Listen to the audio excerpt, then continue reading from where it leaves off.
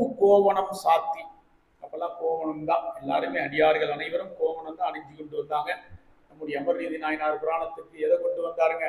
அவரை ஆட்கொள்வதற்கு கோவணம் காட்டி ஆட்கொண்டார்.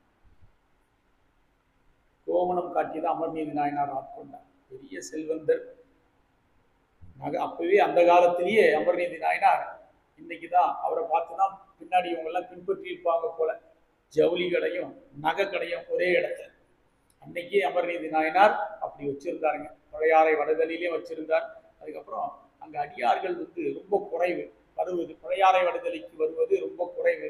ஆனா பக்கத்துல திருநல்லூர் அற்புதமான மாடக்கோயில், பஞ்சவரணேஸ்வரர் சாமி, எம்பிரான் கோச்சங்க சோழ நாயனார் கட்டிய மாடக்கோயில். அங்க அடியார்கள் விழாக்கள் நிறைய நடந்து கொண்டே இருக்கும். இது கிராமம், அது ஒரு நகரம். பெரிய பெருமானார் அங்க நிறைய அடியார்கள் குவிவாங்க. அதனால அடியார்களுக்கு தொண்டு செய்ய இடமா பார்த்து தன்னை அப்படியே இடம் பெயர்த்தி கொண்டார் அமர்நீதி நாயனார். நம்மெல்லாம் அப்படிலாம் போக மாட்டோம். நம்ம ஏதாவது ஒரு வேலை வாய்ப்பு கருதி சம்பாதிப்பதற்காக தான் ஏதாவது ஒரு இடத்தை தேடி போவோம். ஒரு இடத்தை விட்டுட்டு இன்னொரு இடத்துக்கு வருவோம்னா படிப்புக்காக போவோம், இல்லை வேலை வாய்ப்புக்காக போவோம். ஆனால் தொண்டு செய்வதற்காக போவோமா? போக மாட்டோம். அமர்நீதி நாயனார் புராணம் சொல்லுது, தொண்டு செய்வதற்காக தன்னுடைய குடும்பத்தை அப்படியே தன்னுடைய சுற்றத்தார்கள் அனைவரும், பெரிய செல்வந்தருங்க அவரு, எடுத்து போய் மாணிப்பத்தை அங்க வச்சுக்கிட்டாரு. அங்க ஒரு பெரிய மனத்தை கட்டினாரு. அடியார்கள்லாம் வந்தபடியே சாப்பிட்டு போய்கிட்டே இருப்பாங்க. அப்போ ஆடை எல்லாம் அவர் அடிகளுங்க எல்லாமே கொடுத்து அனுப்புவார். உணவு மட்டும் கொடுக்கல, வசதி வாய்ப்பு படைத்தவர், அதனால பொருளும் கொடுத்து அனுப்புனார். அப்படி கொடுத்து அனுப்பும் பொழுது அடியார்களுக்கெல்லாம் தலைவனே வந்து நிற்கிறான் வாசப்படியில. ஒரு நாள் இறைவனே வருவாருங்க. இதுதான் நடக்குங்க அடியார்களுக்கெல்லாம். அது போல செய்து கொண்டே இருக்கும் பொழுது அடியார்களுடைய தலைவன் ஒரு நாளைக்கு வருவான். அது காலம் வரைக்கும் அது எப்ப நடக்கும்னு சொல்ல முடியாது. திருளகண்ட குயவனாருக்கு கிட்டத்தட்ட 80-90 ஆண்டுகள் கழிச்சு தான் வந்தார். அவர் வயசே ஆகி போயிடுச்சு, இளமை போய் முதுமையே வந்துருச்சுங்க. திருளகண்ட குயவனாருக்கு 90 வயசை கடந்த போதுதான் திருவோடு கொண்டு வந்து நிறுத்தினாருங்க. அது வரைக்கும் சிலருக்கு நடக்கும். உடனே 6 நாள்ல முற்றிக்கு போனார் கண்ணப்ப நாயனார். அதுவும் நடக்கும். அதாவது அவர்கள் அந்த நிலைப்பாட்டுக்கு தகுந்தபடிதான் நமக்கு இதெல்லாமே. எல்லா புராணங்களும் நமக்கு அறிவுறுத்துதான். கண்ணப்பன் ஒப்பதோர் அன்பின்மை கண்டபின் என்னப்பன் என்னொப்பில் என்னையும் ஆட்கொண்டும்பார் மணிவாசன். என்னையும் அப்படின்னு இம்முன்னு அந்த உண்மை தொகை போட்டாவே என்ன அர்த்தம்னா, அவர் அங்க சிகரம் போல நான் எங்க அப்படிம்பார் மணிவாசன். அவரே அன்பின் சிகரம் தாங்க, அருகால் சிவம் தான். ஆனா அவர் சொல்றாருங்க, கண்ணப்ப நாயனார் எங்க, நான் எங்க, அது போல அன்பெல்லாம் என்னால செலுத்த முடியுமா? ஆனா அவரையும் ஆட்கொண்ட என்னையும் ஆட்கொண்டு நிற்கிறியே, உன்னுடைய வான் கருணை என்ன அப்படின்னு அதிர்ந்து போவார் மணிவாசன். இது போல அதனால்தான் இது ஆராய்ச்சியும் செய்யக்கூடாதுன்னு சொல்லுவாங்க பெரியவர். ஞானசம்பந்தரே சொல்றாரு. அதான் இது அவருக்கு 6 நாள்ல முக்தி, இவருக்கு 90 வயசு வரைக்கும் கடந்து போனாரு, என்ன காரணமாக இருக்கும் அப்படின்னு நம்ம எல்லாம் ஆராய்ச்சி பண்ணக்கூடாதான். ஆட்பாளருக்கு அருளும் வண்ணம் ஆதிமான்பும் கேட்பான் அளவில் புகழில்லை கிளைக்க வேண்டான்ட்டார். கிளைக்க வேண்டாம் அப்படின்னா ஆராய்ச்சி பண்ணக்கூடாது. இறைவன் அருள் எப்போ வேணாலும் நடக்கும், அவ்வளவுதான். அவருக்கு மட்டும்தான் அது தெரியும் அந்த மகிமை. அதனால ஆராய்ச்சி பண்ணக்கூடாது. ஆனா விதந்து நம்ம பேசணும், அவ்வளவுதான். விதந்து பேசணும், பெருமையா பேசணும், ஆறாத கண்ணீர் வடிச்சு பேசணும்.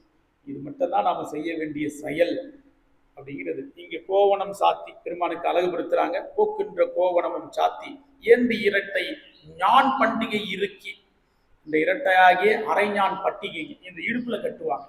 அரைஞான் பட்டிகை இரட்டையாக போடுவாங்க. ரொம்ப அதெல்லாம் தங்கத்தால அழகா மின்னுங்க.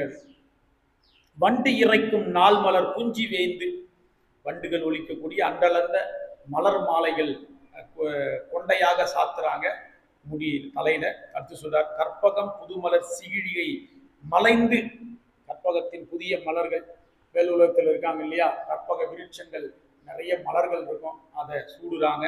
அடுத்து சொல்றார், நீரணி மெய்யில் என்ன அழகுபடுத்தினாலும் இது ஒன்றை பூசினாதான் அழகு. இறைவன் திருநீர் பூசுறாங்க இறைவனுக்கு இல்லையா. சுந்தரமூர்த்தி சாமிகளும் அங்க கையேந்தி அந்த அந்த பொக்கரத்தை அப்படியே ஏந்தி கொண்டு நிற்பாருங்க சாமிக்கு நேரடியா. அவர் செய்த பணி அதுதான், இன்றும் அதான் செஞ்சுக்கிட்டு இருப்பார். இறைவனுக்கு விசாமரம் வீசுவது, அடுத்து திருநீர் பெட்டகத்தை அப்படியே தாங்கி நின்றுகிட்டு இருப்பாராம். இறைவன் திருமுன்புங்க, இறைவன் திருமுன்பு. எப்பேற்பட்ட பதவி பற்றி அவருக்கு. சாமி அப்படியே எடுத்து அப்பப்போ பூசிக்குவார் போல, சாமி அப்படியே காட்டிக்கிட்டே நிற்பாராம். அப்படின்னு மலர் கொடுத்து தன் கையால இறைவனுக்கு அப்படியே நேரடியாக சூட்டி அழகு அங்கே அழகு பார்ப்பார் இறைவனார் நம்முடைய சுந்தரமூர்த்தி சாமி. யா திருநீர் பூசுறார்.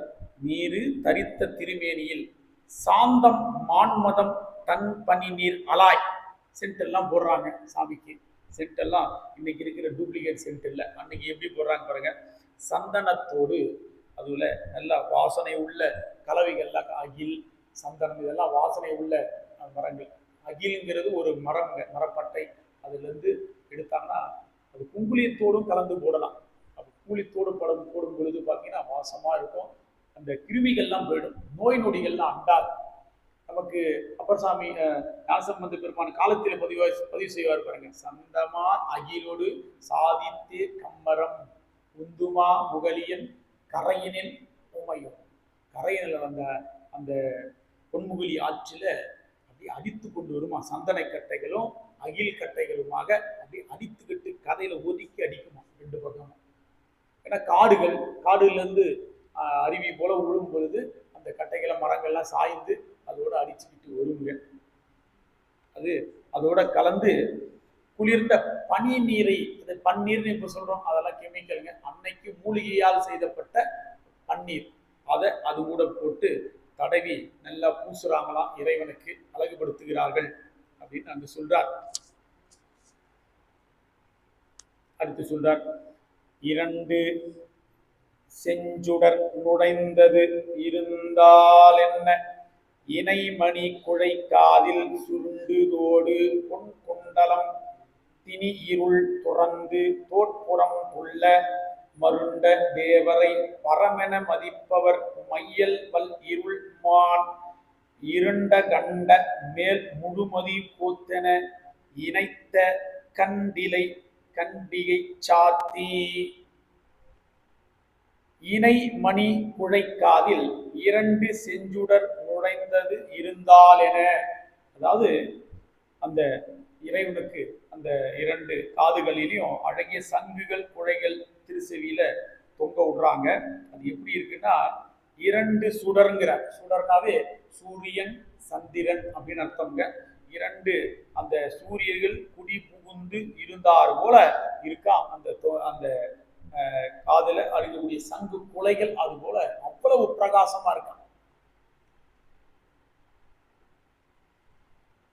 நமக்கு மணிவாசகர் சொல்லுவாருங்க, திரு அண்ணாமலையில அண்ணாமலையான் அடிக்கமலும் செந்திரஞ்சும் விண்ணோர் முடியின் மணித்தொகை வீறு அச்சார் போல் பாருங்க. அதாவது தேவர்கள் கூட்டங்கள் இந்திரன் எல்லாரும் வந்து இறைவனை அண்ணாமலையில வழிபாடு செய்ய வரும் பொழுது அவங்களுடைய தங்க கிரீடங்கள் மேல, அதாவது பார்த்தீங்கன்னா பவளம் முத்துக்கள் ரத்தனங்கள் பதித்த நவரத்தனங்கள் பதித்த மகுடத்தம் தான் அவங்க சூடி இருப்பாங்க. தேவர்கள்லாம் வரும் பொழுது இந்திரன் வராருன்னா அவரு கூட பல லட்சம் தேவர்களும் வந்து இறங்குவாங்க. அப்படி அண்ணாமலையில இறைவனை வழிபாடு செய்ய உள்ள வராங்களா, வரும் பொழுது இறைவன் திருமுன்பு இவர்களுடைய மகுடங்கள்லாம் ஒண்ணுமே இல்லாமல் போயிடுச்சாங்க, வெளிச்சம்லாம். அண்ணாமலையார் திருமுன்பு மணிவாசகர் பதிவு செய்வார், அண்ணாமலையார் நடிக்கமலம் இறந்திரஞ்சும் பின்னோர் முடியின் மணித்தொகைன்னு சொல்லிட்டார் பாருங்க. அப்பனா அது இருந்த முத்துக்கள் மணிகளும் எத்தனை கோடி பதிச்சிருக்கும்னே தெரியாது. எண்ணில்லாத தேவர்கள் வந்து வழிபாடு செய்யறாங்க. இறைவன் திருமுன்பு அதெல்லாம் ஒண்ணு வெளிச்சமே எல்லாம் போயிடுச்சு, மங்கி போயிருச்சான், இருள்ல போயிருச்சான். அப்படின்னா இறைவனுடைய பேரொளி எப்படி இருந்திருக்கும் அப்படின்னு தகைப்ப வைப்பார் நம்முடைய